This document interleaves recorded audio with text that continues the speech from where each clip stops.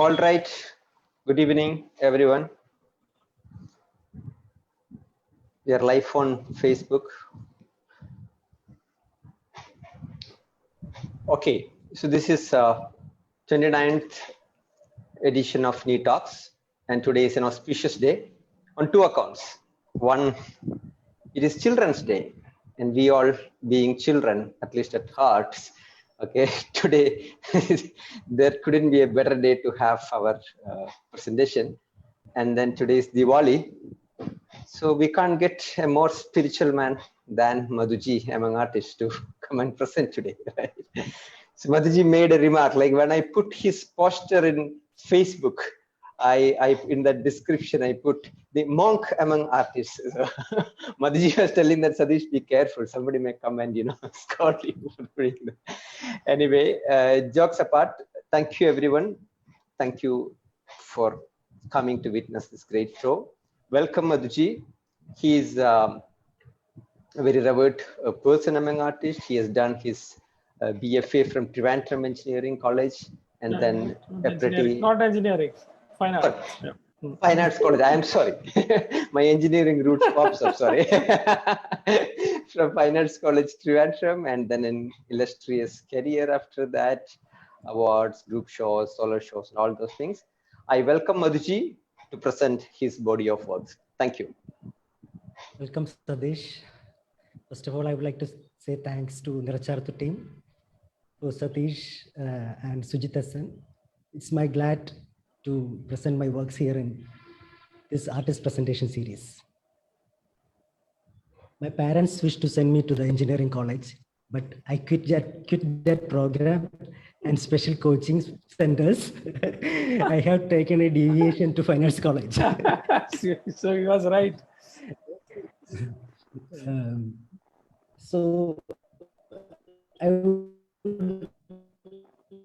would like to show my works from 1997 to 2005. I have a story which I had some experiments with art and life. Especially in 1997, I had gone through a special kind of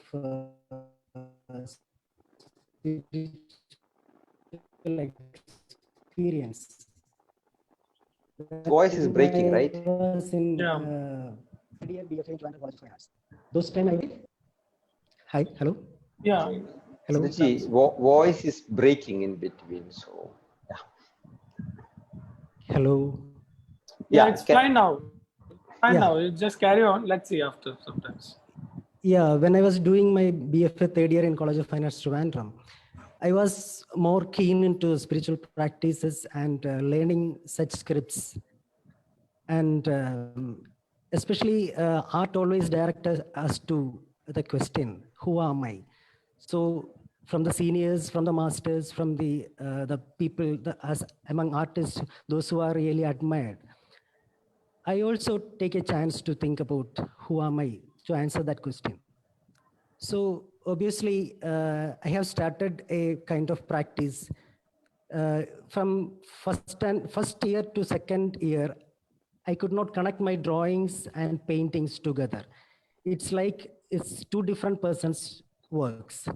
So in that result, I checked I try to make a spontaneous effort. I started drawing with brush, with watercolor or ink or fabric paint. That time fabric paints are most available. So I just try to copy or trace my thoughts spontaneously. Even I started practicing mindfulness.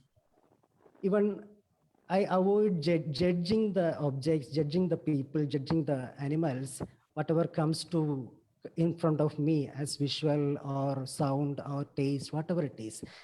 I never go beyond, go after this sensual pleasures or sensual knowledges. So I just try to copy the momentary thoughts with whatever comes in mind and just try to copy into the purpose. Day and night, I just continued that practice. After a while, maybe 2 or 3 months after, I just realized that there is nothing in my mind to express. My brain became something, there was a empty space has created. So at that moment, it was a realization for me, because from my childhood, I was a daydreamer. I was lost in my own fantasy or in my imaginative world always. So when I grow up into the teenagers, it creates so many issues. So I myself fed up to my own imaginations and my own fantasy world. It is entirely different from the reality. So intentionally, I tried to stop that imaginary or fantasizing process. I just tried to understand the present moment. Those days I was reading too much to Jiddu Krishnamurti and Gibran, those kind of people, especially the book, The Freedom from the Known by Jiddu Krishnamurti. One of my senior has given me that book when I was in first year of BFA, but I couldn't read or anything or follow anything in that book. Only in the third year only I could follow something, some lines, I could understand some lines in that same books. So in that book, he says, he explains as a practice as leave all the habits, give up all the habits. So I try to give up my own habit of fantasizing something, fantasizing or another world, or characterizing me into that as a hero in that fantasizing world. That's totally a illusionary world. It's a plus point for an artist, but for a being as a normal person, it is difficult to balance with reality and fantasy. So this particular time when I was started trying to draw or paint continuously my thoughts, document my thoughts, it helped me a lot to analyze my thoughts and understand about myself and understand about how my mind reflects a response, how the response with the nature. And after a period, maybe after 6 months, I have started a feeling like I was totally aware of my own being, especially on my own breath. I started listening my own breath, inner breath, and how it connects with the movement or emotions or the state of mind. During that time, I was more connected through the breath, started connecting with the breath, with any other person or any other object or any other being in the world. So I could connect with even butterfly and birds and trees. That was a very wonderful time during in my life.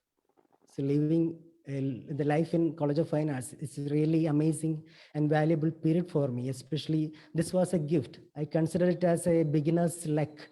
When I was reading Paulo Coelho's Alchemist, this time the beginner's luck has mentioned in that book. So I could easily connect with that moment. So every practitioner who is practicing any kind of streams, even if it is mundane or even it is spiritual, he is a very lucky person to attain what is the ultimate gain, ultimate goal. He will get a small drop of that ultimate thing from his initial practice also. That is called beginner's luck. Everybody have that. So during that time, what I felt is my energy has boosted, because through imaginatory level, it is not spreading out. I am looking within and I am condensed more and more. I realized that my walking speed has increased. During that time, I was staying in a place called Karakulam. It is nearby 8 kilometers away from Palayam, where my college is situated. I started walking. It takes half an hour to reach or cover 8 kilometers. And the morning and evening, I just come and go to the college and to return to home by walk, only to reduce my energy level. Also at 5 o'clock, when I used to walk to Palayam to Tambanur, you know that Trivandrum is very heavy crowded city. Even the footpath is overcrowded. So because that's the time all the offices, all the people out of the office. So during this particular time, this experience, I can flow, I can walk like very freely. No one come in front, no one cross me. Even the roads, heavy vehicles, heavy traffic is there. I can flow like a very free bird. That was my first experience. And several other experiences. Because of the time span, I could not explain all, but only because of my ignorance to how to preserve, how to maintain such spiritual experiences. I failed in that area because I follow only my intuition. I don't have any other gurus or masters to guide me in that time, that particular time. I just started following my own intuitions. So I failed to maintain such beautiful, blissful period. It only lasts for only 3 months. And during that time, I really afraid to, because my parents may have changed, my personality has changed, or he has lost, or they have a chance to lose their child. So because of that anxiety, I didn't come to my home that period. But somehow, some of my misbehavior with this experience, I entirely lost that blissful period. That was the beginning of my spiritual journey. I was keen to search how did that experience has come, how that beautiful moment came to my life.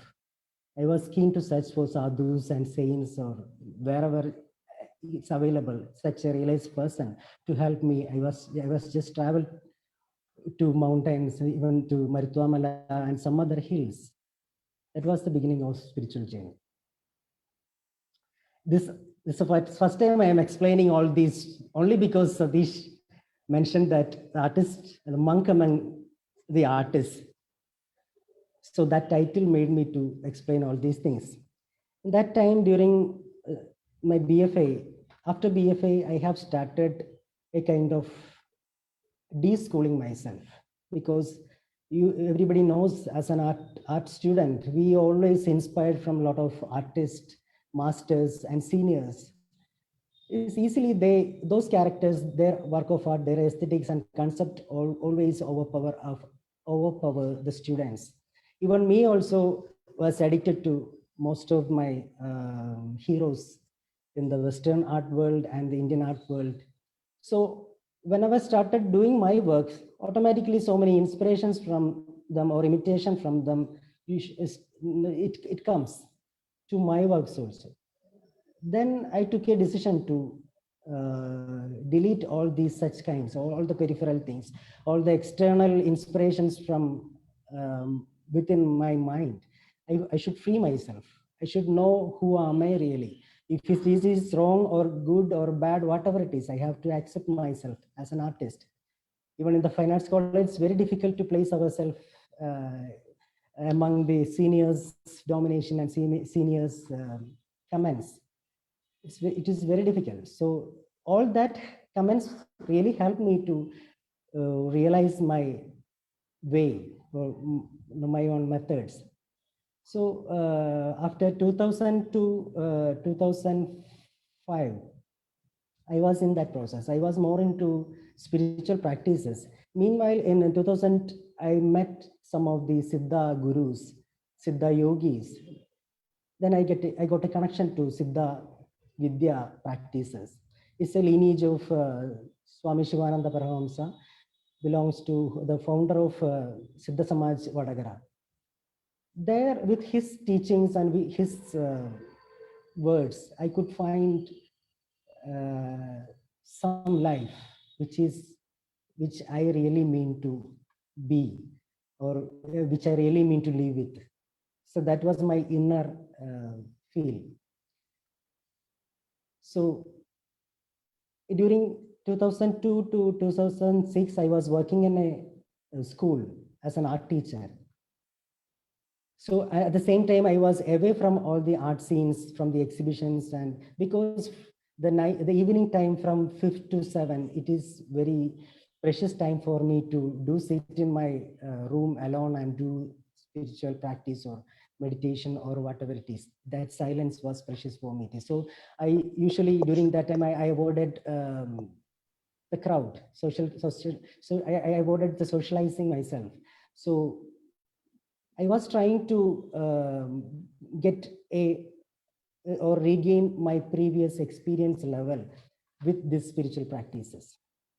And in 2005, I realized that. And in 2005, I was, when I got a chance to sit few days, maybe 2 months at a particular time, I realized that there is nothing in my mind to paint or draw. I was completely vacuum.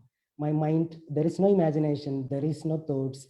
It was really a blessed or wonderful moments to start as a yogic life, as an ascetic life, who is worried, who never worries about his thoughts and worldly things.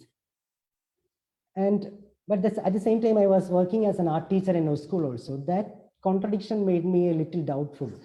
How can I continue as an artist or art teacher? For daily bread, I choose the profession as an art teacher, but I have in mind nothing to paint or nothing to draw. There is no imagination.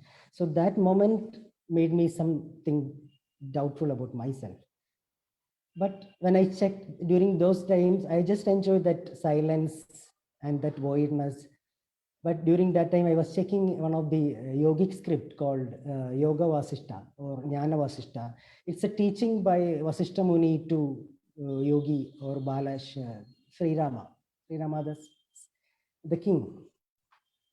In that book, this Vasishta teaches to Rama that those who addicted to visual, with mind, those who addicted to visually addicted, they are in visual captivation or they are in captivation. But those who are mindfully free from the visuals, those who are no mind, those who are not addicted with the visuals, they are totally liberated. That statement is there in Sanskrit. Drishyate asrayichidannavan sajittanai bandhavanayidum. Drishyate santejichidannavan nischayam achittanai mokshavanayidum. So that statement made me more clear about what I was doing during all these periods. So I was so happy. But again, the next few months, I was thinking about my passion as an artist, my profession as an artist. So I just started drawing again. I limited my morning meditation period time into 1 hour. And from 4 o'clock to 6 o'clock, I started scribble something. Again, I started thinking, try to trace my thoughts. It takes 6 months to show a single works to someone, means any of my artist friends. So one of my artist friend visited from Delhi. He's my very close friend, Gigi Iskaria. Then he visited my studio. I was staying at Udayamperur in a small house. I just showed these works, my scribbles to him. Then he said that, oh, he cannot imagine that I have passed out from Fine Arts College. I have learned from Fine Arts College this BFA and all, because it doesn't reflect in my drawings and all. In one way, I felt happy because I became totally naive, because totally into an unlearned person, what I expected as in a spiritual way. Another way, I disappointed because I am working as an art teacher. There is a commitment. There is my own interest to being as a complete art teacher. So again, I started working. So during that time, I got a chance to participate in one of the terracotta sculptors camp conducted by Nanappa Gallery, who owned by Mr. T. Kaladharan. So there I did this sculpture, the terracotta. This is my first terracotta sculpture after my college time. Again, those time I was connecting with Tree of Life. That was my very passionate subject. I just continued paintings. It's acrylic on canvas, triptych. I was trying to connect with tree, and tree is an egoless being. The sages and people go to the trees and forests to to forget their own inflated ego, because trees doesn't have egos.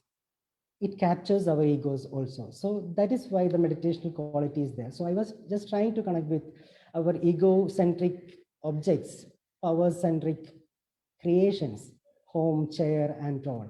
I was just trying to make a dialogue in between ego and egoless, and also environmental and naturalistic things. This series I started as naturalist. I'm working in a particular series for a particular time. Yes.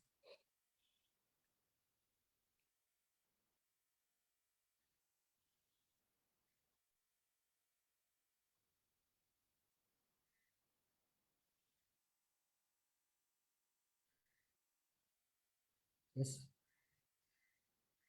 This I done in 2007. I got state award, state Lalitkala Academy award for this painting. I titled as debate. During that time, it is so many debates or issues are happening based on the waste management, some crimes, some other issues, social issues. So I was trying to address that. The chair is open to all for eternal time. You can do debate. Nobody is trying to solve or make or point into and solve the issues. The issues are always live.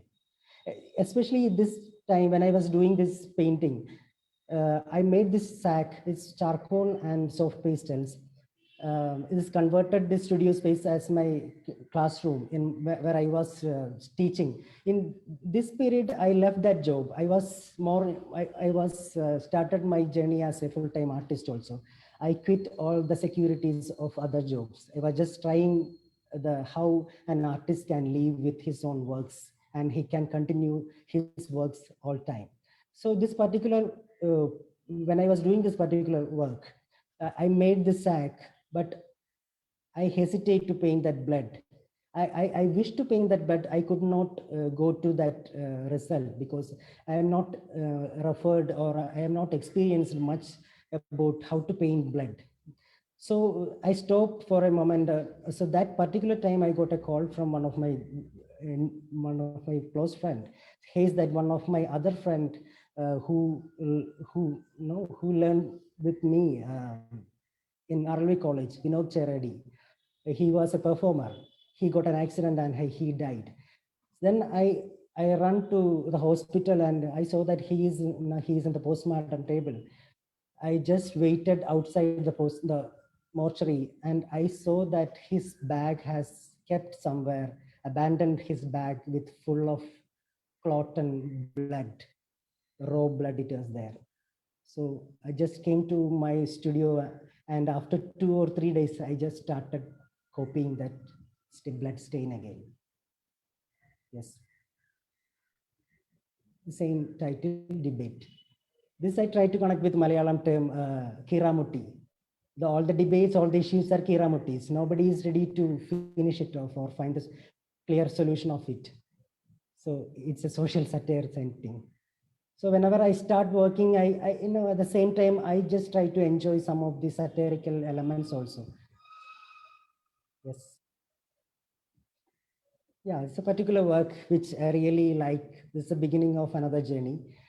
Yeah, in my childhood, I had a hero man. One of my neighbor, he used to climb coconut and arecanut trees to pluck coconuts and arecanuts. He has a perfect anatomy, just like similar to Michelangelo's David. So when I was painting this particular work, Sajesh, can you show the previous one? Yeah, I just tried to copy his bamboo ladder and I just tried to attach a honeycomb to that. This is something similar to the work, someone's labor, and he is attaining the nectar of life through his labor or his work. Yeah. I have continued so many honeycomb series.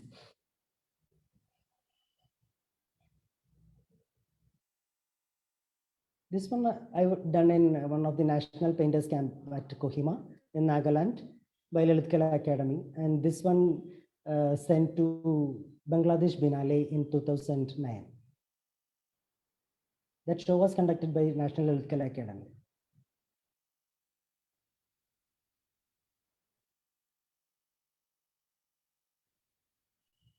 It's a watercolor I did when I was staying at Gokarna in northern Karnataka. It's a wonderful spiritual land. I worked there for 7 months in CGH Earth group. They had given me a residency. It was really an amazing period. So meanwhile, I was working on local culture, local human labors, and the tools they use, the natural tools. I just trying to reinstall into a laboratory or my personal space, very monotonous space. But I was trying to analyze it, learn it again, and see it again as in a detached viewership. Also, the suspension mean for always uncertainty it reflects. All this lifestyle was abandoned. This I saw in one of the butcher shop in Ernakulam.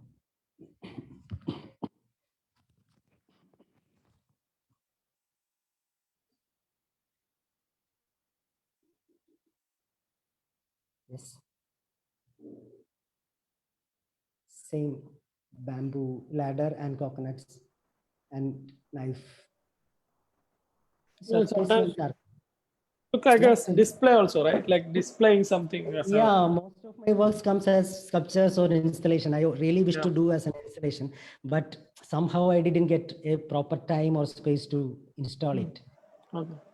No, it's displaying some specimen sort of a thing, like something. Yeah. Especially, I mostly enjoyed that the shades, shadows, very delicate shadows which I painted. I give more importance to the shadows.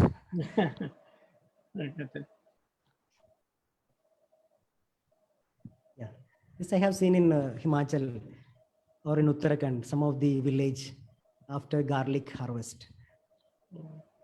So this kind of suspension is always there. I took it as a language, from a local language. Even the farmers, even the local businessmen in the local markets, it's a kind of very local display method.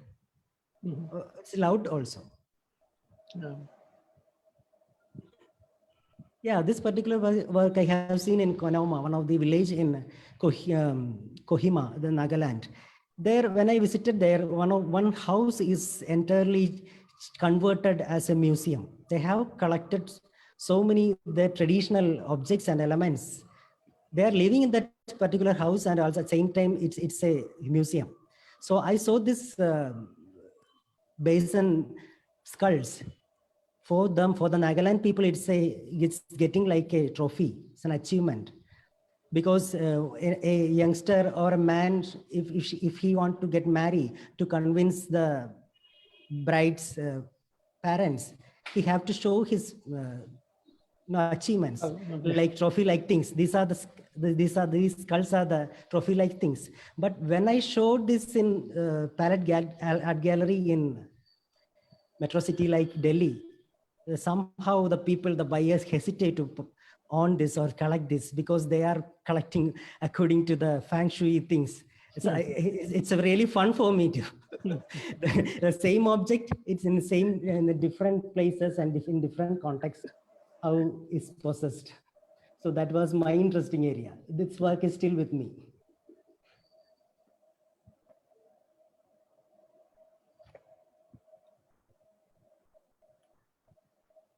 Bamboo sticks.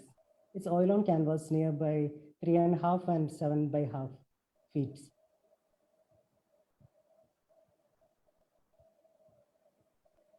In Delhi, it was a good weather to experiment with oils. So I was really exploring and enjoying that time. So you had a show with that. You also, I had a talent. Yeah.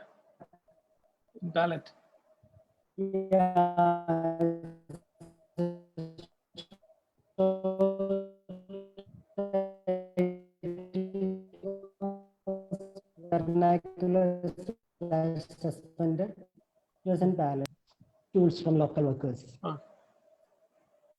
Yes.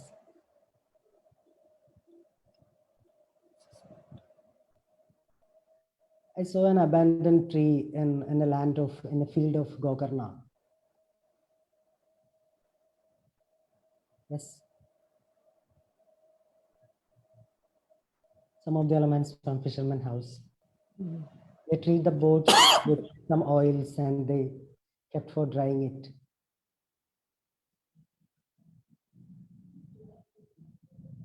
Yes.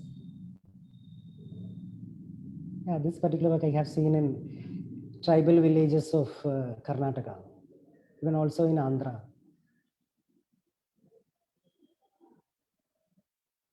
In those times, I was really interested to do intricate works. I could spend more time on the works.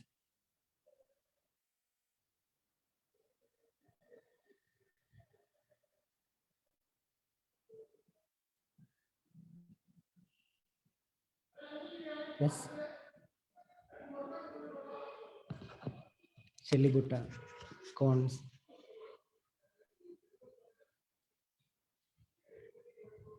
I don't have the detailed photographs.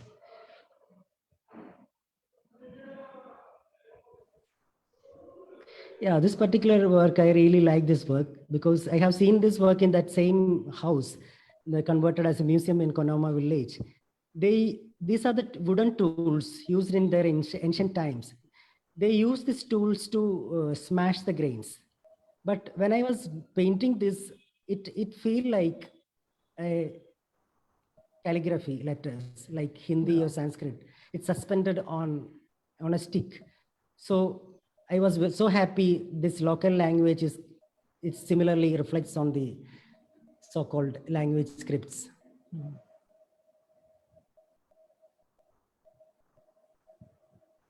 It's from Himachal, shoulder bags.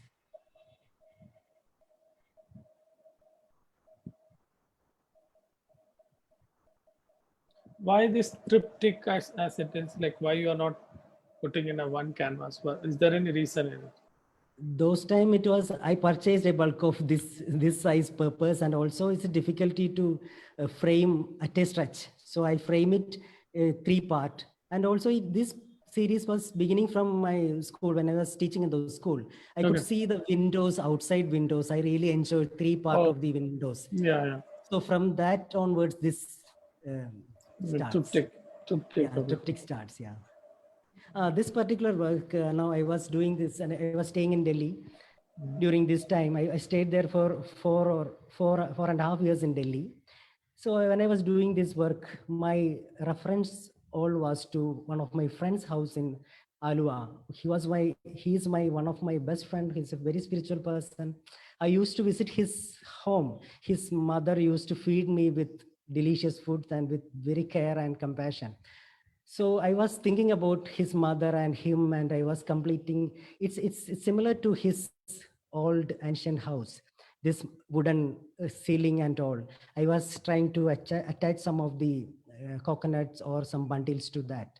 So when I finished this work, somehow suddenly this entire work, I just pasted all these 3 papers on the wall.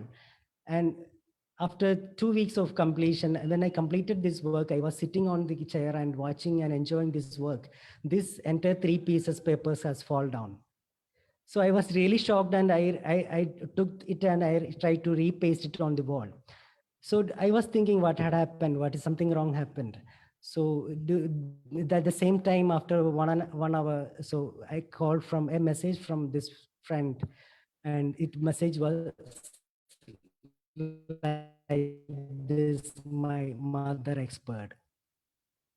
So this kind of experiences are nature. As an artist, I believe that we are documenting our intuitions. Even we are documenting our mind. Mind knows the previous things and the present thing and the future things. Time is connected with our mind. So if we are keen to follow, or if we are aware to, if we are patient enough to follow our conscience, it speaks a lot to us. So in that way, the practice of art practice is very precious and very much valuable spiritual practice to me. So visual from Delhi. the painter's wall, the house painter's ladder. It's very risky thing. I was just trying to connect with myself as an artist and then they as a painter, two painters, how they balance, trying to balance with their tools, how to exist in life. So that was a personal balancing act, which I was doing. Yes.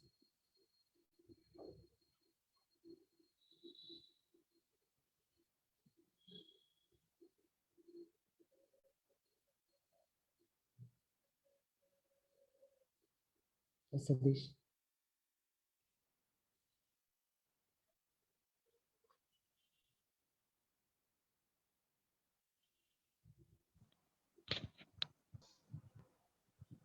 My connection had gone. It's okay. So we are back to Delhi painters. Yes.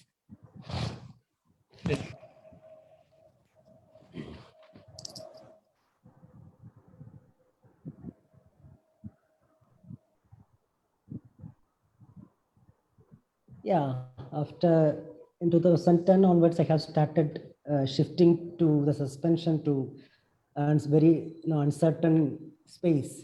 I took some of the tools. This tool is used to make coir in Alapura and coastal areas. It is totally abandoned, these practices in those days. Now the government is reviving all these home industries. So I was just trying to place this instrument into a Connaught Place or crowded metro space. Anytime you can delete or eliminate these objects from that place. Also, it's a kind of slogan or protest. No, we have to protect something. We normally walk to the road or place something to the road to make it loud or clear. So that same technique I have taken. So placing this object on the road. Yes, soft pastel and charcoal. It's handlooms on abandoned Delhi metro city. That time metro construction was started. Also the abandoned DD buses are there.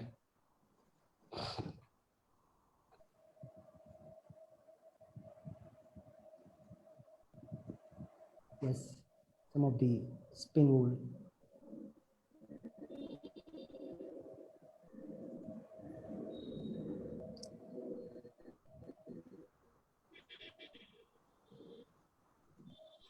Yes.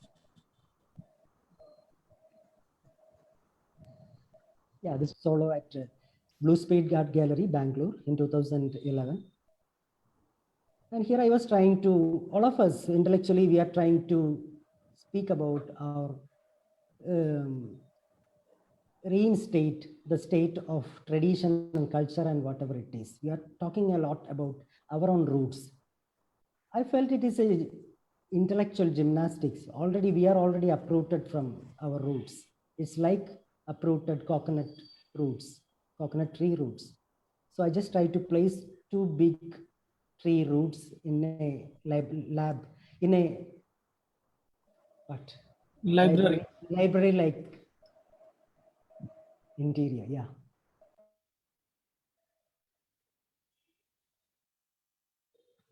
It's collected leaf manure. It's just juxtaposed on a concrete metro landscape.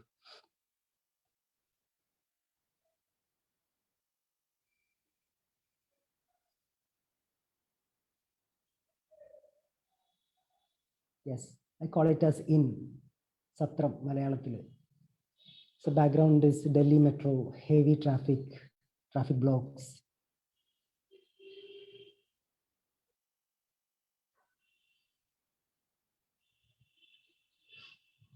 Yeah, this work, I just try to place some very personal and familiar objects in front of Rashtrapati Bhavan, Rajpath, where the place called, it's common to all of us. But when I passed through this road, I felt I'm a stranger.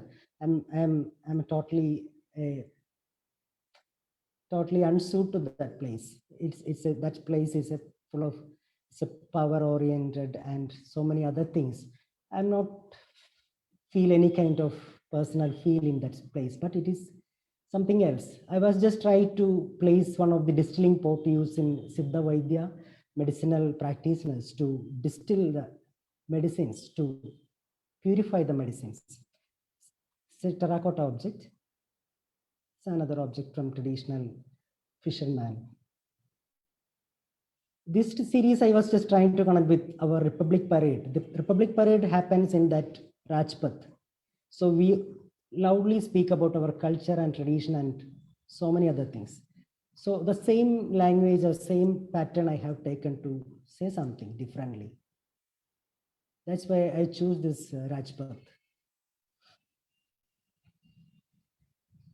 Yeah, this ancient tools used by, invented by the first Ayurveda surgeon, Shushruta. Each these players and pluckers have names: crow-headed, lion-headed, and crane-headed. So how these inventions is connected with nature and animals and birds. So I was just trying to make a play with these objects. And another, the middle one, the which one is placed is blower. It's all with soft pastel and charcoal. So the size nearby 5 feet, 4 feet. Yes. Yeah, another series I have started, the title Recluses Sonata. So I got a chance to participate in one of the artist in residency in Abu Dhabi, conducted by Art Hub Abu Dhabi. They have selected 5 Indian artists, Devi Sitaram, Santana Krishnan, Mahmood Ahmad, and Jayanto Khan was my fellow other artists. So I did a small mini solo there. I found some object from the Liwa Desert. I painted few canvases with acrylic. In Abu Dhabi also, I was traveling to museums and I was trying to trace if something is similar to our Kerala culture and tradition. Especially this particular work, girls are dancing or women dancing on the desert. Usually we, as a religious aspect and the tradition, we consider that they covered with burqas, the women and ladies. But for a particular time in night time, they leave all the usual traditional religious attires and they free themselves, they free their hair, they start dance on desert with beautiful dancing. That's, I got a document from some of the photographs from Sharjah Museum. So I connect with Mudiyatam in our Kerala as a tradition. So 2 shows in Kerala and Gulf, two shows of a Arabian Sea have the similar practices and similar culture and similar lifestyles. I made a cradle. It's an installation, it's a real one. And I painted a cradle with baby. And I hanged or suspended on a stick used to control camel. So I was just trying to connect with camel abuse, child abuse among the camel race and all. There was news are there, but I don't know. I was just trying to make a dialogue with. In this cradle, I placed this found objects, say pot. So fishermen used to take as a water container to when they go to fishing to the seas. It's a pot and a cup and its saucer. I just rearranged it. I got a shape like that. A woman is carrying a water pot on her head. It's a something replica of a silhouette of Rajasthan visuals. Again, I purchased some of the antique objects from antique shops in Abu Dhabi. This particular gramophone I got from Abu Dhabi, one of the antique shop. It is made from Calcutta in 2007. So I purchased it and I connected some of the natural fibers. And also I changed that dial. I changed that gramophone plate. I remade it with sands of Liwa Desert.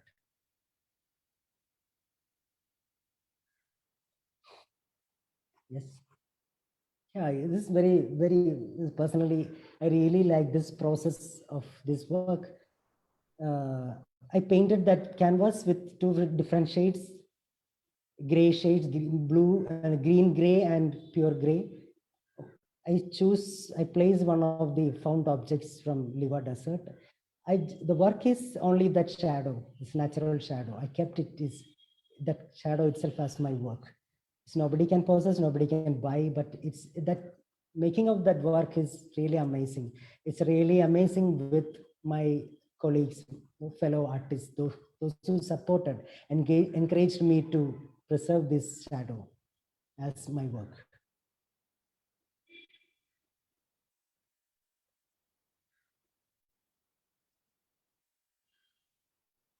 Another canvas, a dialogue between camel cube and elephant cube,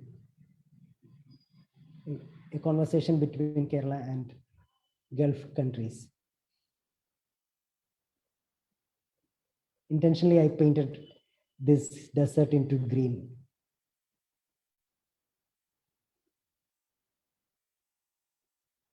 Yes, the same work. What's the medium? What is it? It's oil. It's oil? Well, acrylic. This is the first time I am experiencing one thing about acrylic.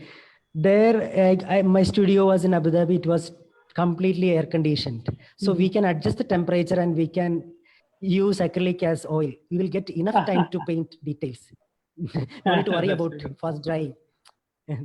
Okay. So I really wish to convert my studio also into air conditioned, but not yet happened.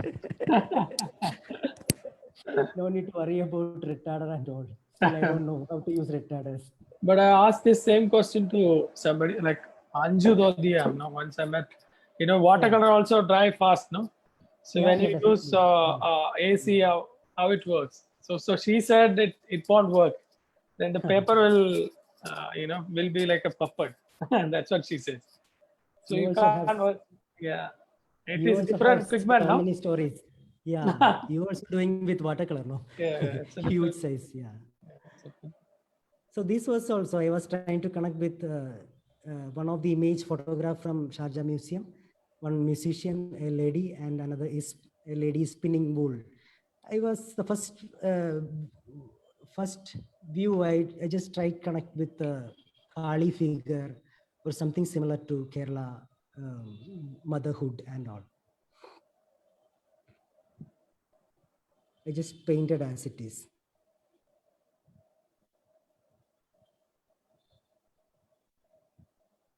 Yeah, the same series, Recluse's Sonata. It's a continuation when I reached back to Kerala. During that time, I was keen on working on silkworms and silk cocoons. So I placed some silk cocoons. So silk cocoon also, in the silkworm's life of silk cocoon also, it's under long time captivation for the silk.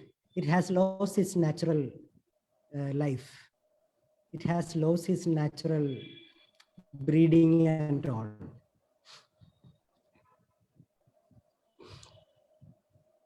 During, yeah, it's another work. I was just trying to connect with baby and mother in same cradles, so different cradles. We have to preserve them, how we are treating them. So background was the war-kind sky, cloud and fire.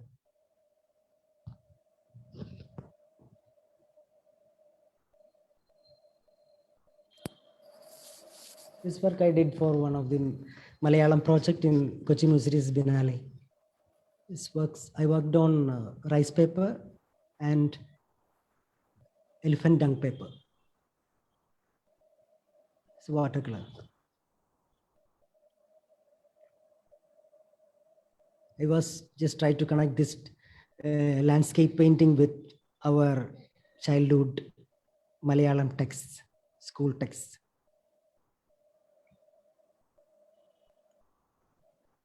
Yeah, soft pastel with charcoal. So 4 feet into 7.5 feet.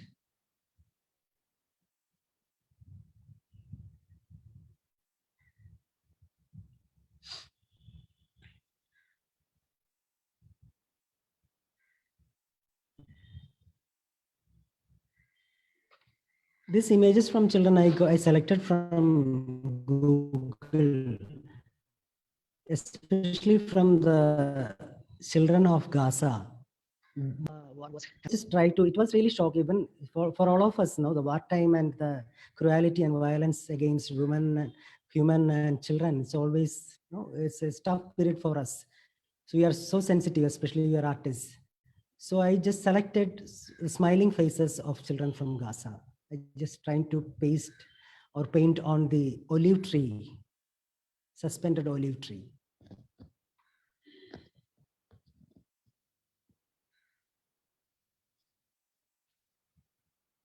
It's just like a fairy tale or children's book. Yeah, another series I have started. The same series I am continue now also, an antique piece of love. So I am realized that I have a connection with or getting into a dialogue with antique objects and its value and its possession. How a lot of my friends are eagerly possess the antique objects in huge amount, and they are passionate about this. I was thinking very critically and satirically on this particular concept. But somehow, meanwhile, I am thinking and working on the same concept. I am also transferring myself into going through the same pattern. This was the residency I got in Kashi International Residency in 2015 in Kashi Gallery, Kochi. They have selected 5 artists. One was me and Priyaranjan Lal and Anne Dessing from Notre Dame and Anuradha Upadhyay from Baroda. So there I did a performance. This was a still from that performance. Next. So I made a panka, which is similar to a replica of panka, the fan, the man-made or manual fan, which is installed in St. Francis Church at Fort Kochi. From my childhood, I have seen this so many times with dead fan. It never moved. It was just like a dead fan, never creates any wind to the people, those who are under that. So I just made a replica or similar to that fan, a miniature of that, and I just tried to perform as a panka puller, panka wala, and try to give a small breeze to my audience, to the viewers, those who present there, those who presented in that performance. So that wind, creating that wind was my interesting area.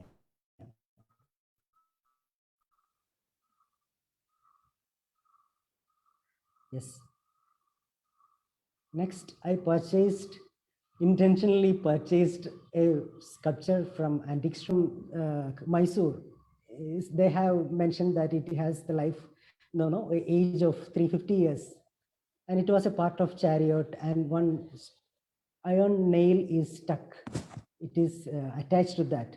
That was my particular point to purchase this particular work. So I took this to studio and placed in a particular wall. I displayed it on a studio wall, and I took a position like a single perspective. I made many drawings, multiple drawings of this single perspective.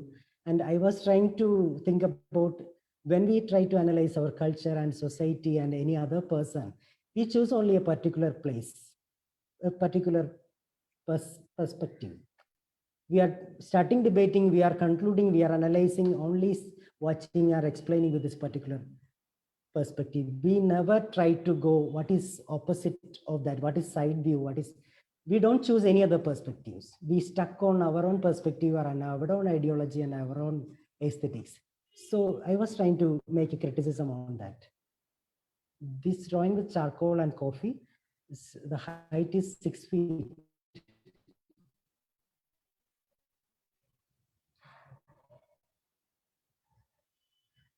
That was a small antique shops. So religious and cultural motifs, how the birds, animals, and womanhood has treated. In ancient times, it was worshipped, but in recent time, it's totally contradictory level. So I placed a hook. Usually, it is very common in Matanjeri and Fort Kochi among the coolies. They used to hook the sacks, heavy sacks. So as a hook, as a haunting element. I took it as a, I was trying to place all these worshipping elements into a object. How we are objectifying the things, womanhood and animalhood, with these hooks, easily how we are, yeah.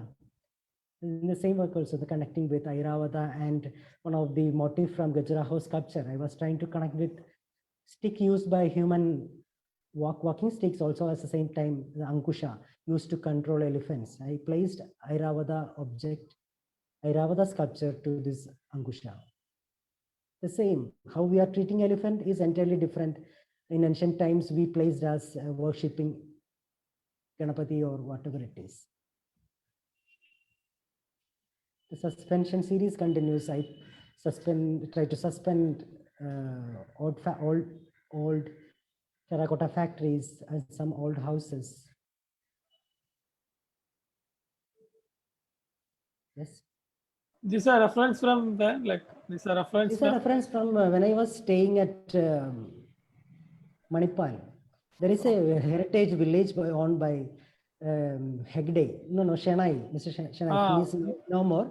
I was staying, and many times I visited there. So they have he has acres of land. He reinstalled many architectural,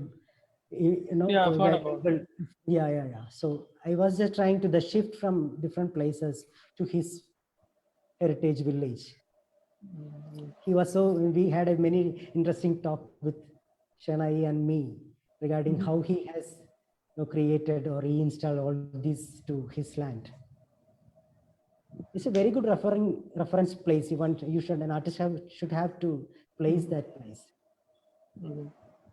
This is some of the images from Jewtown in Matanjeri. That curtain was kept as it is outside the house. So that made me to paint that house. It's oil on canvas.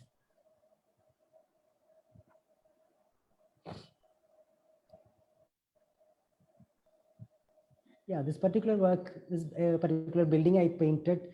So particular house is in between Matanjeri and Fort Kochi. It's at the side of Fort Kochi of Kalvati Bridge. It is there. So I was started painting this particular house.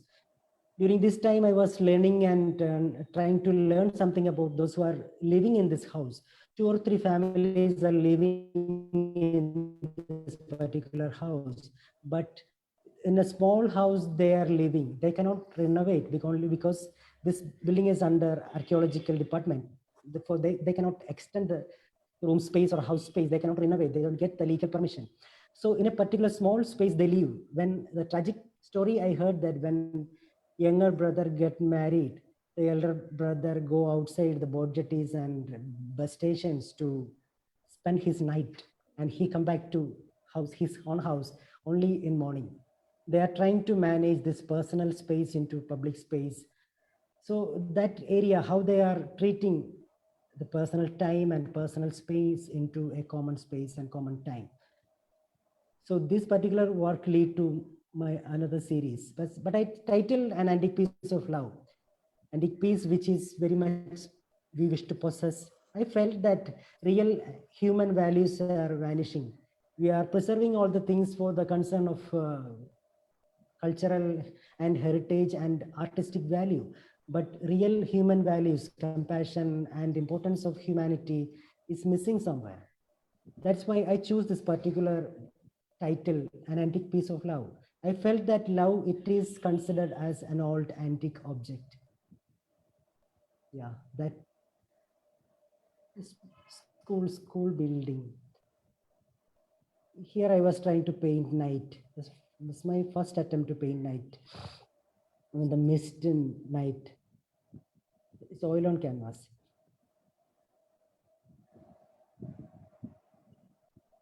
Look like I'm school. Yeah, it's a school. Yeah, it's a school building. A nostalgic thing. And it's connected with the long pala tree. I don't know what's in English called. It's connected with so many fairy tales and yakshis and It's here on. Yeah, from that stories and experience which I heard from that particular house at Kalavati Bridge, how these people converted this personal space and time into a common space. And I intentionally started painting a wedding bed. In the beginning, I was really hesitated to paint wedding bed. It is really mundane and really a totally contradictory object. I was really shy to paint, but I just tried to, through the painting, I just overcome. No, I should paint this. There is no need to, it's a reality. I also know how the people are engaging with a beautiful moment, a beautiful time. It's a precious time. So it reflects all this images, reflects all kind of things. So I did so many paintings with, I placed many animals, even donkey. Donkey always, in the Malayalam it says, the lust of donkey is always, he will fulfill only through his cry. We caught such things, we humans caught such things deliberately to the animals. We made frame to animals in our own perspectives. It's different. In the Vedanta, in spiritual texts also, these animals are considered as low beings, but it is not like that. It's a misinterpretation. If it is spiritual or religious, I don't feel any kind of justice to that. When we go to the ancient scripts of yogis started yogas and their practices. They have learned from these animals and birds. Postures and breathing techniques, even the lifestyle, the documents and the proofs are there from animal life. But somehow some malpractice has happened, all the entire spiritual texts and spiritual methodologies. But we have to revive, we have to find out which is the pure religion, which is the pure spiritual method. So here I was trying to connect with, make a common wedding bed. I was trying to make the personal barriers, personal limits. It's a common space. Nothing to make, separate us from others. It's a common to all. We have to accept naturally as a being. I just painted a world map. This work particularly I showed in Mapping Frontier. The show title was that, curated by Lena Vincent. It was in Kalakriti Gallery, Hyderabad. And during this time, I was bedridden for 3 months. I got a back injury, and my spine, one of the, I got a, what do you call it? Bulge in my disc bulge. When I was traveling to Rishikesh, I fell down somewhere, and I was in heavy fever. I was in, I think, for 4 months, I was bedridden with heavy traction and all. During that time, I painted this. So I can connect with bed and all, how the rest and its necessity. This quite early period, I just tried to paint again the suspension into my interior wall space. I was just try to connect with paint with some of my spontaneous drawings and my very personal passions. I was just trying to make a wall with murals, and this murals was more important. And I just tried to install this baby cradle and house in the cradle, apple tree. This time I was listening to A. Ayyappan's Kavida,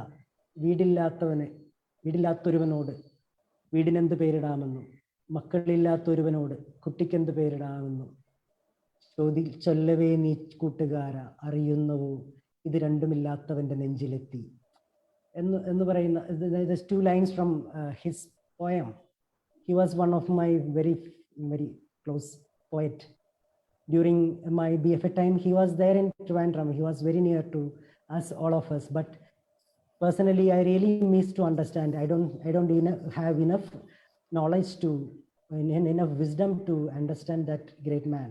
But I felt after his death, which it was really missing for me. So I was just trying to connect with him. It's a continuation of same series. when I started saying this series, I tried to paint as restoration, closed for restoration. I was trying to get inspiration from my own suspended series. Somehow in 2010, I lost that series. I lost that continuity to of the series. It really disturbed me. So I was trying to regain or repaint in another language. Here also, this is very recent one I painted in 2019. This was new images, new drawings. All these drawings, all this painting has gone to one of the museum in Belgium. Museum called Museum for Sacred Art. But this show is fixed to happen in this June, but only because of this COVID, it has postponed to next June 2021. Yeah, this particular work I did just before the first flood in 2018 happened in Kerala. It was heavy monsoon. I was trying to paint this bed, a common wedding bed flying with a tree, a floating tree. After 1 month, the heavy flood started. My house also under the flood. There was 11 feet flood. Is it like one common bed? Madhuji, is it like one common bed for India and one for Pakistan? Is it like that? No. It's not for Pakistan or India. It's for all. It's for one world. I have enough Pakistani friends, very close friends.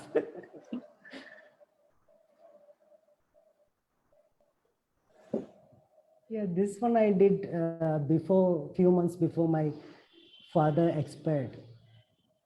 Death of my father was really a shocking experience to me. It has turned or shaped my entire life and entire spiritual practices. So I was in a small oil paintings, only very miniature size, 6-inch and 8-inch. I was trying to connect a portion of Himalayas and also connect a baby bed on my father's bed, which I was trying to connect with hereditary and our family background. Yeah, from that onwards, after the death of my father, I started painting. I was thinking in a different way, because my father, the only one person who really inspired me from my childhood for the spiritual practices. The first person who is meditating and praying to God, I saw my father. And the same person is object me or neglected me to go to the spiritual more into the spirituality.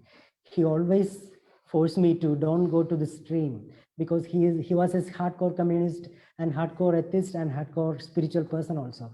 So he always speak to me about it's a difficulty once we are entering into a particular spiritual ashrams or spiritual institutions. I totally agreed with my father, but he totally did with so many contradictory arguments with me. We had a beautiful arguments conceptually. At the same time, we are very much passionate and compassionate and loving father and son. But somehow at his age of 84, but meanwhile from his 2000, he also started practicing the method of which I was also practicing the same. Me only initiated him to do such practices. That such spiritual practice explored him to a beautiful time and a reflection. But somehow he had a habit of obsession with some diseases. Fall into such diseases, he may suffer into that diseases. But he was totally very healthy person, but his mind was stuck on some kind of phobia about this diseases which he can be fall into. But finally, only because of that, his phobia, he committed suicide. I really devastated. I never wish anybody, even my stranger, could attempt a suicide. But my father could attempt in this old age. I was really shocked. I could not do anything. I could not paint. I could not meditate. I was really scattered. So after 6 months, I was again started wandering to the Samadhi places and saintly places. I spent Mauna there for a long time.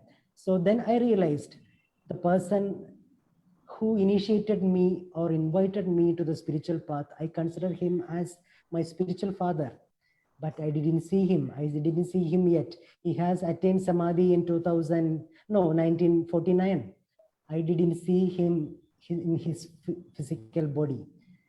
But only through his words and his scripts and only through his spiritual practices, I considered him as my spiritual father.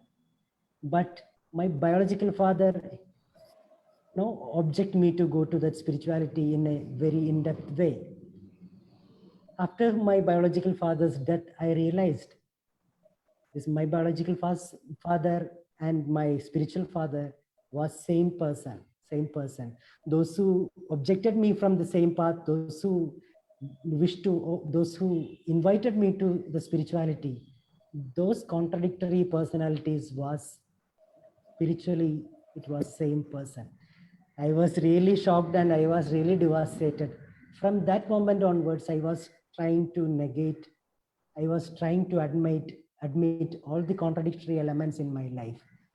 After that, I don't feel any kind of contradictory things. There is no worldly, there is no spiritually elements. Everything is same. Worldly is stand for the spiritual. It's totally it's a what we called. It's a samadhi. It stand for each other. Then only the beauty of. But I didn't get the script or the proofs from the Vedanta scripts, because usually the Vedanta says, in the Shankara Vedanta, it says, Brahmam Satyam Jagat Midya. Brahman, the ultimate truth, is pure, and this world is impure, it's illusion. That statement, the Indian philosophy has stuck on that particular statement. But from my previous 1997 spiritual experience, I didn't find anything to eliminate from life. Entire life is beautiful, entire world is beautiful. Nothing wrong, nothing to eliminate, nothing to eliminate from our life. But we have to understand it's in pure knowledge, pure wisdom. After a long time, after 20 or 25 years of practice, spiritual practice, after my father's death, I realized that world is beautiful. If Brahma is beautiful, the world also is beautiful. I got this proof from recently during this lockdown time. I have revisiting or revising Indian philosophy, where we have to learn now, as in college time for BFA and MFA, we have to learn study material as Dhwani and Rasa theory by Abhinava Gupta. During this particular time of lockdown, I was revisiting such scripts. So I could find strong statements that Kashmir Shaiva Vedanta, Kashmir Shaiva Tantra school says there is no difference between Brahma and Jagat, Brahma and world. Its world is a reflection of Brahma, the ultimate truth. So if the reflection, how can a reflection be a fake reflection? So that proof I got, I feel so happy. I am painting after 3 months of lockdown.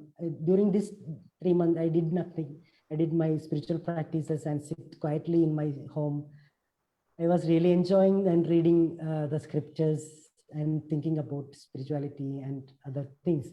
I got a chance to participate in Lalit Kala Academy recently after this lockdown. Work from home. I painted that crane. First one was I painted in Nirachartu camp. Sadish invited me to, Sadish and Sujit invited me to join in Nirachartu camp. That was my first image with crane. I was trying to make a moment with movement and still. Chaos and peace. that balance of human balance is come out of that bird series. I just eliminated bird and a bird, eliminated bird and just place that comfortable, relaxing nude or a posture. So when I finished this painting and I posted on Facebook, some of the spiritual practitioners who are really keen to, really connected to do their research on Kashmir Shaiva Dvaita, Kashmir Shaiva Tantra, they have connected with me and we have started learning and sharing many of the spiritual theories on that particular schools. So doing painting is always connecting me to move forward to new people and new ideologies and new knowledges. That way spirituality work in me. It's like a diary writing. It's a public diary writing. I can do half, other half will do the viewers, spectators, who possess it on who can interpret their life, the work's life into their own way. So it's really helped me to see or experience or understand the life and my work of art in a complete way. So till now, this is the images. These are the images. Thank you. Welcome. My pleasure. Thanks. So how? Thank you, what Madhu. age- Thank you. Thank you. Yeah. Thank you, At Satish. what age his father expired? I wish you are hardcore criticisms because I have to move forward. No. I have to work. And Stop. I want your support. No. I just No, please. no. I'm asking. Only benefit of this kind of presentation is to getting Yeah. some new viewpoint from my colleagues, my friends. Otherwise, I think I go only my narrow way. Whenever I've seen your work, I'll always, give a feedback. So there is nothing new to say. But I'm keen to know certain thing in your work. One is that earlier works to now. The earlier works have a very, very narrow, background. Then you slowly you come out from that, like mostly in a room and then kind of a display, like kind of a showing something in a more straight way. And then it comes to the later work. You have little more of the open the background, right? The Yeah. behind the scene, like the background also, like you are just opening up. So that is one. How do you see that as a? Is it a organic growth as a spiritual practitioner, or like it's a? I took it as a very organic and very positive conversion. Yeah. Because even in that monotonous, closed interiors also, we are traveling and learning within that object. We are trying to connect within. But after a period of that learning, it took to a transparent wall. Yeah. It took to some other world. It has opened. Okay. So it has opened my mind also. Like that way I consider it. So I can explore more, I think, now from the limits of that wall. But when it comes to the recent work, I have a little criticism, sort of. Yeah, sure, please. See, your work, recent works are more based on some sort of a, kind of a. There is no particular logic, There is a logic in it, but it's almost close to the dream scene sort of a thing. Like, dream has a logic, but it's not purely based on our some sort of a this thing. So you have to convince the viewer in a way that like it's almost close to a testimony. You have seen it somewhere and you are doing it, right? So when you talk about dream also, somewhere you are missing that if you're putting for an example, if you're putting a mountain on top of a human, but in some edge of the mountain or something, which is not really convincing the viewer, which you don't find as a problematic, or is it thinking as it's artistic freedom. I didn't got it completely, but No, I can try to- the certain works in Yeah. the mountain work and all. Yeah. You are trying to create some sort of a logic out of it, like it's you need to have a logic, right? Then only Yeah. then only the idea can convey. Yeah. Right? I started painting mountain, which is my experience with traveling to the mountains. All that is there, but mountain always symbolize a stability. Okay. It stands for a long time. It stands same in wind, snow, and rain. Okay. It's a spiritual motive, and also I try to paint a piece of mountains from Himalayas where this Brahma Kamala blue we used to visit that very so to make something romantic and in illusionary in a manner that the painting style was prominent in like that way. Maybe that reflects, but I will really consider your opinion to my next works. But recently I started follow my purely my intuitions. Okay. So whatever comes my mind, whether it is good or bad, it is I never try to differentiate. Okay. So I just try to place it, according to the So sincerity. you take photographic references or something? No. Sometimes in earlier work it was there. Yeah. When I traveled to the Konoma and Gokarna, I took photographs.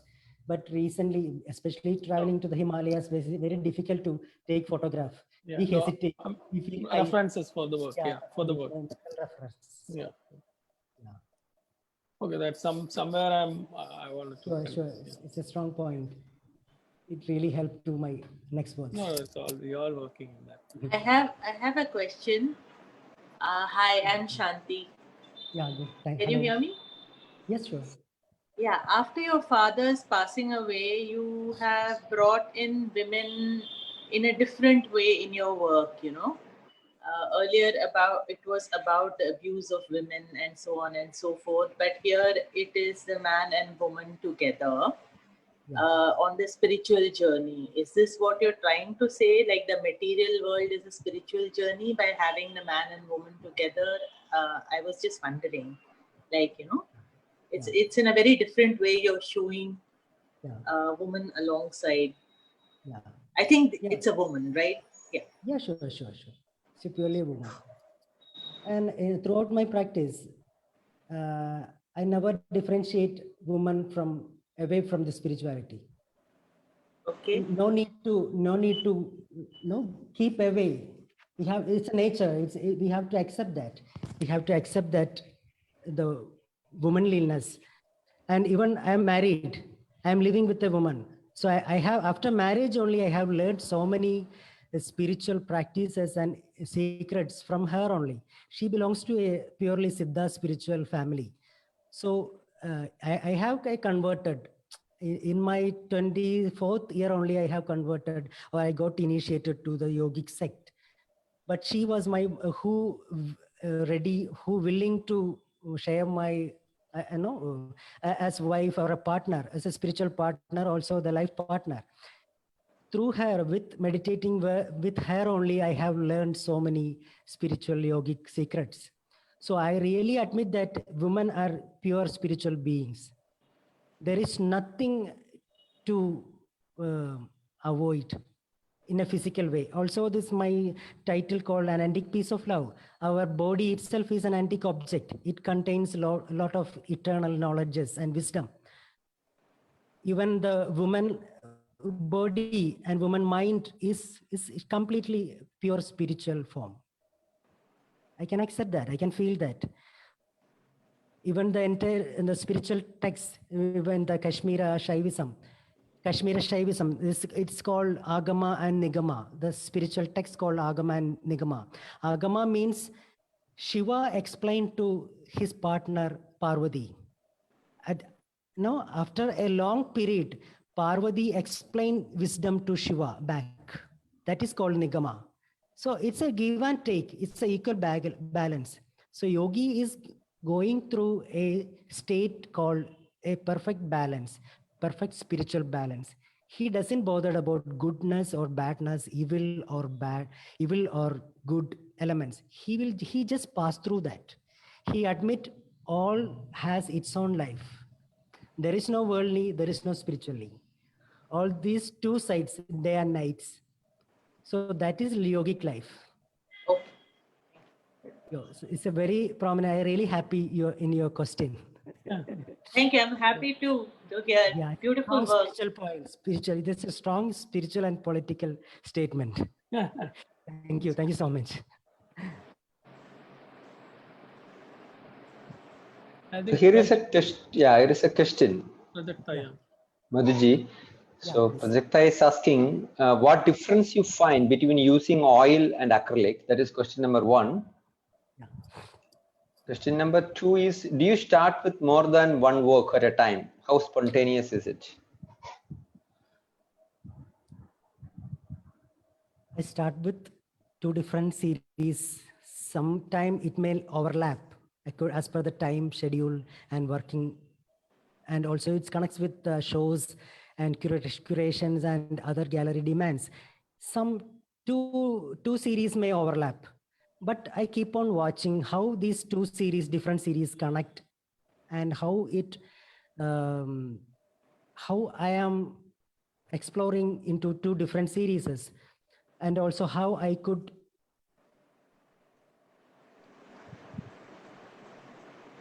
improvise each aesthetically and conceptually through this series of works. So that way it happens. Sometimes I work 2 series together, but I work a work at a time. Once I finish a work only, I will go to the other work. It may overlap by concept and series. And first question, I wish to paint. I'm very much fond of oil painting. I keen to do oil painting. I really enjoyed that, because through acrylic I miss a lot of expressions, a lot of result, because some of the technical side I'm very slow in working, so I could not manage the time bound with acrylic technicality of acrylic. But in Kerala, it's very difficult to do continuously on oil. In monsoon time, it may create some fungal issues and all. We keep on trying different methodologies or techniques to applying different techniques to overcome such an issue, but still it is there. So sometime it connects with gallery and show. I may compromise with that.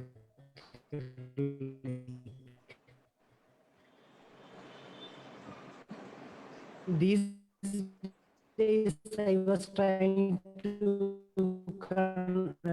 paint acrylic in a very transparent way, like a watercolor, using of acrylic in transparent method till and fragile result I'm gaining. So I'm continuing that. In opaque point of acrylic, I'm a failure, I think. I'm not a master. I'm not skillful to use acrylic. Thank you, Prajakta. So there's a question in Facebook, the Facebook comment, that is from Srijit VC. So do you have reference, do you refer to D. Girico painting in some of the painting process? So in my college time, I was really very much fond of Girico's works, his melancholious sky and landscapes. I was very much fond of him. Really maybe inspired, but I try to avoid all those kind of masterly inspirations directly to my professional or painting practice time. I told you that I was trying to do a de-schooling myself. So, but somehow it has reflecting. But I am happy if you could find out Girico's elements or inspirations, expression from its reflects in my works. I'm really happy. Even when Uma Nair wrote her article about my last painting, which that crane work, human figures with cranes, she started with a quotation of Brancusi.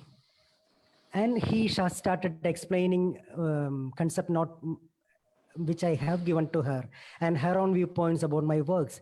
I really impressed and really amazed how she could find out a Brancusi from me. Brancusi was my very personal admiration level. In my BFA time and in my MFA time, really admired Brancusi's work and his works, even his concept, even his lifestyle. I really admired his work, the flying bird. So it was a wonderful kinetic bird, which I felt, and also the endless column. So that way, an art critic, an art lover, and an art theoretician can find out from my work. I think my work is working. I am so happy as an art practitioner. Even that wooden tool, no, which you made it in a, it reminds me of your Tanquay's work. Oh yeah. The very anamorphic kind of forms and all. Yeah, all these things I will get from other artists. That's the benefit of once I am sharing my works. No, it will definitely will add to improve my concerns. So here is a question from Sabin. Yeah, please. Sabin is telling he's getting a feeling of sculptural quality on almost all your works. Yeah. And he feels the pictures representing a record of an exhibit, as well as he feels all the background as a curtain. So he's asking, do you ever feel to remove the curtain so that you can show the surrounding as well? It's a wonderful suggestion and wonderful idea. And really, I just showed the first image was a terracotta sculpture that done in 2006. I conceive the work, each work as a sculpture or an installation. I really wish to do sculptures. Maybe all these paintings or drawings for me as a reference to the sculptures or installations which I really wish to do in future or during this time. But I really miss chance, space or time or financial capacity to explore as a sculptor. But definitely I wish to do sculptures. And I really consider Sabin's suggestion to remove that backdrop. It's a valuable suggestion for me. It will really help me for the further steps. Thank you, Sabin.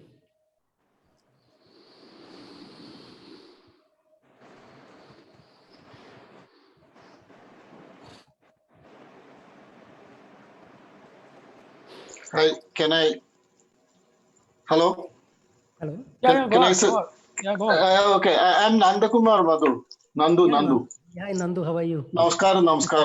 Namaskaram, good to see you. That's great to hear you. Thank you. Great to hear you. And I realize that I haven't seen your painting for a long time. I mean, I must have seen one or two, but this is a pleasure. 2012. Yeah, of course. Yeah. We met at Kochi then afterwards. Now. Yeah. And thank you very much for showing your work. And I don't have many particular questions, but I doubt if you asked to choose only one, either meditation or painting, what will you choose? Both the same to me. It stands and helps each other. If I don't miss to what to paint next, if I miss my intuitions, I go to meditate. Or if I go to in that process for a particular time, particular period, then I'll get a glimpse of visuals. Then I start paint. Or during painting, I feel to meditate, go for a long time to silence. I choose that. So I was just trying to make a balance between visuals and mindfulness and mindlessness. During this time, I was trying to keep a perfect balance. For me, it is same now. Okay. So because more into an anubhuti level. It's spiritual experience is different. We can try to explain our experiences for a certain time or certain limits. But what we experienced is the anubhuti, the feeling is we cannot express. So now we are I am more keen into witnessing and watching and going through that anubhuti. I strongly felt that in Ajanta Ellora and mural paintings, which the ancient yogis or ancient artist has done as our heritage or Indian art, they have more into express their anubhudis. That the same Abhinava Gupta speak or trying to explain, try to script through his rasa and dhwani theories. So anubhuti is higher than experience. So we all are artists, all are very giftful person. We are experiencing that anubhuti. No. Yeah, earlier days, maybe when if you say this about 25 years ago in Kerala, people might say you are running away from reality, right? Or you are an escapist. Sure. That's true. So that is why this question. And I have noticed that most of the artists who are spiritually inclined, they were moving towards abstraction, whether it is de Kooning or Tantric painters in Kerala and all. They were moving towards abstraction a lot, most of them. You are very true. Actually, I was thinking about to start my today's talk from this particular point, but I just hid it because it makes politically so many arguments and so many criticisms from my own personal view also. It was there when I was studying at Trivandrum College of Fine Arts. I felt that it was a crime for exploring our own religious or spiritual concerns. As a sincere seeker, who is a seeker of his own self, I have to chalk out, I have to find very critically to my own religion, from which religion I have born. Which kind of spirituality which my father has given to me or my mother has given to me, what kind of methodologies or what kind of concerns in worldly or spiritually or culturally they are adapted or they are put forcefully to me as a child. I have to cut all these areas. To cut or overcome all these boundaries, I have to think or analyze about spirituality and the concern or God and each and everything. I still remember during this when I begin this spiritual practices during my third year of BFA time, one of my batchmate, my close friend, now he's a very well-known sculptor. I was just pasted a basma on my forehead. Now I was going to my college from my hostel room. I met my friend, my batchmate in between this footpath near to the public library to Antrim. He very harshly, very critically come and he removed my basma from my forehead. For him, it was a visual disturbance. I just smiled. I just applied. And I just thanked to him that he has eliminated that practice of wearing basma or chandanam or tilak on my forehead. That moment he has freed from that particular habits as a spiritual practitioner. I never choose to put any kind of bindi or basmam on my head from that particular moment. So that was the response to a spiritual practitioner, especially to an artist. The people, when I started growing my hair or my beard, strangers will come to me and they will harsh words. They will harass me. I just smile, no? That way I realized that we artists creating a kind of visual disturbances, dialogues with society. Even with my father, he was very much disappointed. Even with I am wearing this particular dhoti on one mundu, white mundu and white mundu wearing and covering my body. I was just trying to overcome my shyness to wear this ethnic or traditional. It is really an agrarian cloth. Yeah. And best for Kerala, actually. If you live in Kerala, that is the best attire you can have it in Kerala in the humid climate, right? Also. Climate is okay. Just according to the change of climates, we can convert this, rearrange this clothes. Even I just really enjoy while I am traveling. If it is hot, I can wear in another way. And also the main thing that when I'm traveling, I can wash this cloth very, it will dry in the next day. I can wear the same cloth. Even I used to wear this Indian tie, this langoti. It's it is practically, it's very useful to me. I don't wish to waste time. I don't want to waste time to waste, get dry my jeans or my t-shirt or my, undergarments. It's very practical what I felt. But at the same time, this kind of social concerns and family concerns is contradictory things, but we have to overcome that also. And also, again, I choose this particular white. I never choose only it's belong to any particular spiritual text, spiritual sect. It is there. It is there. Black sects wearing black or saffron or white. It is there. I choose white because in my childhood, in my teenage, when I go to boutiques or buy some shirt, I may purchase a red color or a blue color shirt to my home. When I reach home, I have two sisters. They say you can buy a light blue color.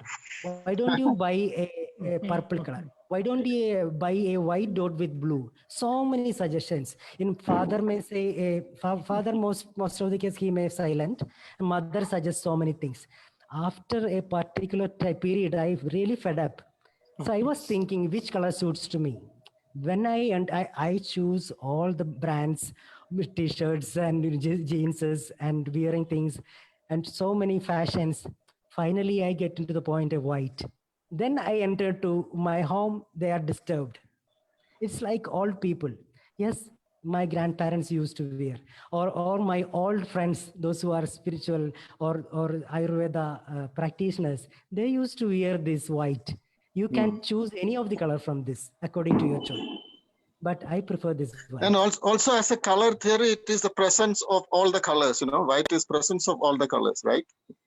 Yeah. And the black is absence of all the colors. Yeah, it is there according to the Newton's color wheel. But once we go through all these symbolic meaning of characteristics of colors, the white always stand for the calmness and peace, and stand for peace and also for compassion. But when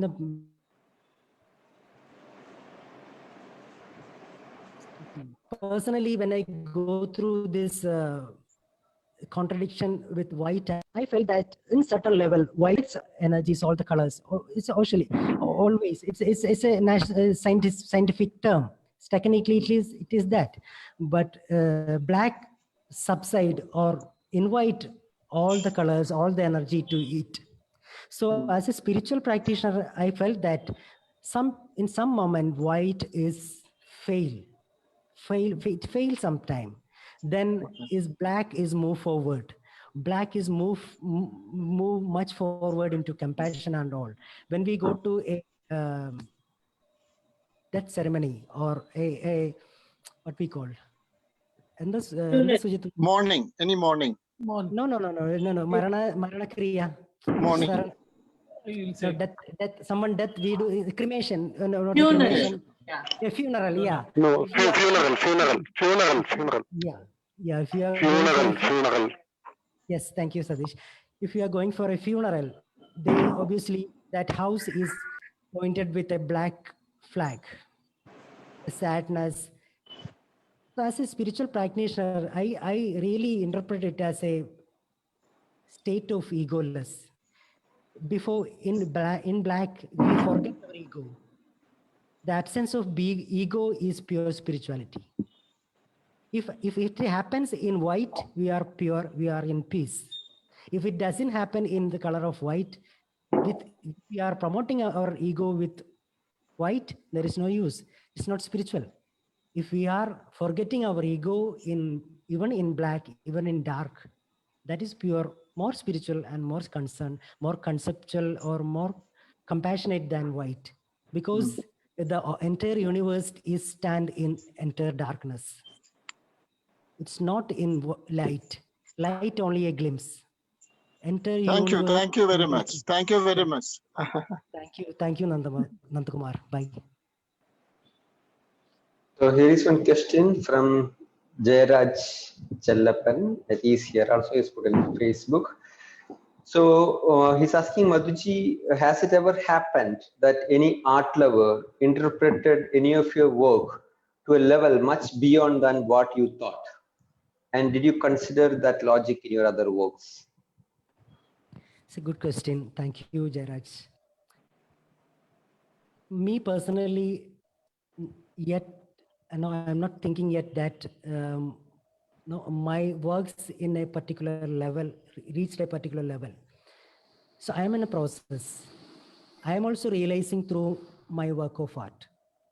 So let the work stand for as an artist, and I am standing for a work of art.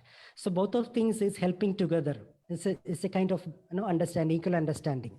So once the next works blooms, it will demand what kind of critics or what kind of spectators, what kind of collectors should have possess it and speak on it, and what kind of theories.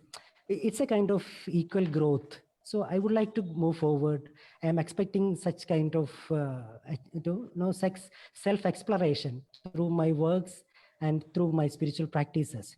So only one work, particular what I can say that, Satish, can you show that previous image? I know it's with a couple holding or flying with Mount Kailash. It's similar with Mount Kailash. Previous. Previous one. This particular work. This is, I try to paint two spiritual sadhaks or two human, very worldly, mundane man and female, man and woman got a chance to visit Mount Kailash. But as an artist, make an image, at least an image to paint this, which connects with myself and my partner, and an equal balance with femininity and masculinity, and also the egoless state where a mountain can hold in a weightless state. After completing this painting, I felt that this is my last painting. I strongly felt that. I felt some kind of death within me. Maybe a long time wish, or maybe a long time ego, or maybe a long time someone has died within me. But after this also I started painting. After the paintings after this, I'm really looking forward how it reflects. So after this painting, I'm really tracing my intuitions in a very spontaneous way. So I expect new art lovers and new art theoreticians and criticisms on my coming works or my present works. I wish that I have to learn forward. We can take two more questions. Sure.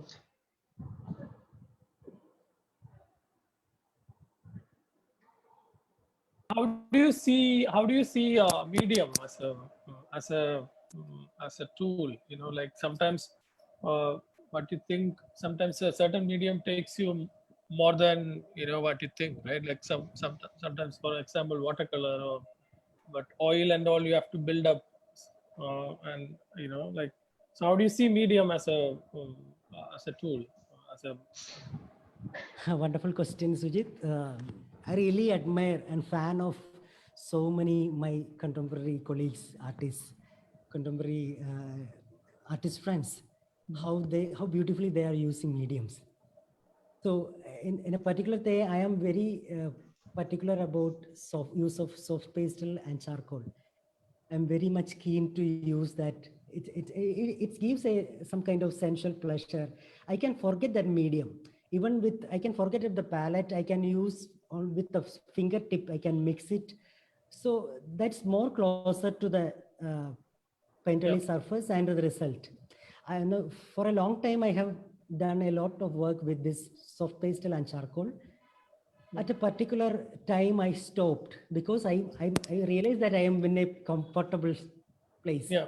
Mhm. So I was trying to trace or learn other mediums.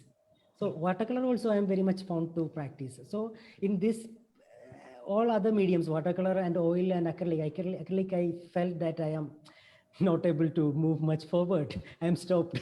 But somehow I am again trying and trying, keep on trying.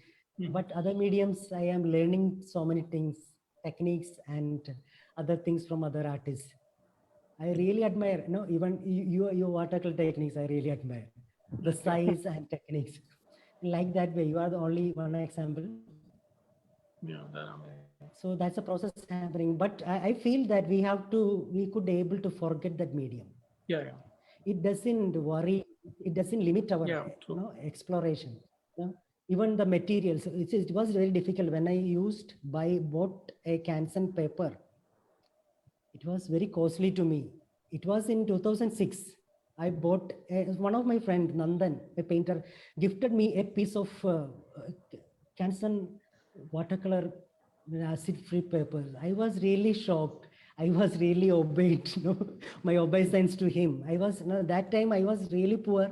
I was living in a village called Udemperur. I left my job. I don't have any salary. I could not able to buy a single watercolor tube with 35 rupees. I chose that time 1 kilo ari for 34 rupees.